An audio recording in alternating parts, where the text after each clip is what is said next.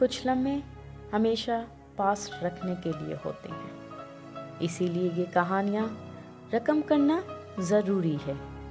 ये कहानी है एक आवाज़ की, जो हम सब की रूह में बंद है, जिस रूह ने संभाला इतना कुछ।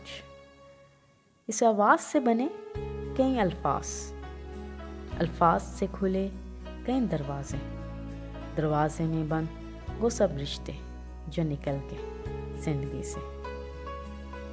ये आवाज़ है एक शुक्रिया की, एक माफ़ी की, अपनी गलती की तलाफी की। कौन कब सुनेगा क्या पता, अपने आप को तो सुना सकते हैं, कोई और नहीं तो क्या खुद को तो दिलासा दे सकते हैं। उड़ने के शौक में भूल जाते हैं कि पर कभी मिले नहीं। सफ़र नामे में मंजिल का जिक्र नहीं। नज़ारे हैं वही सब, बस तुम नहीं। कशिश अपनी पहाड़ों में जो खींच लाती है, सब्ज़ है दिल में और बहा देती है अल्फाज में।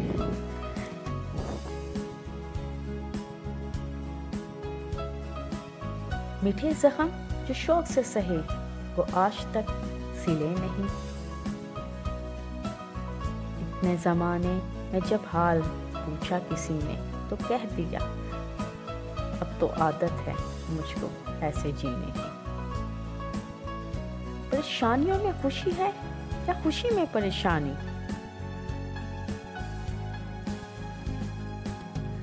उम्र बीत गई ये पहले सुलझाते हुए। शिकायतों में भूल गई मैं नेमतों की कदर करना। आवाज़ सुनी नहीं कब से कितनों की, और अपनी भी गूंजती रही खाली कमरों में।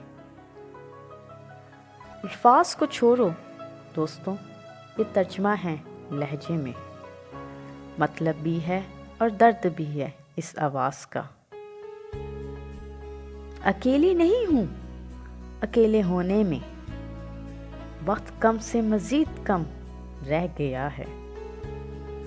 तो आओ आज़ाद कर दें आवाज़ को, तो आओ आज़ाद कर दें आवाज़ के पंछी को, जैसे कैद होगी किसी कमरे में।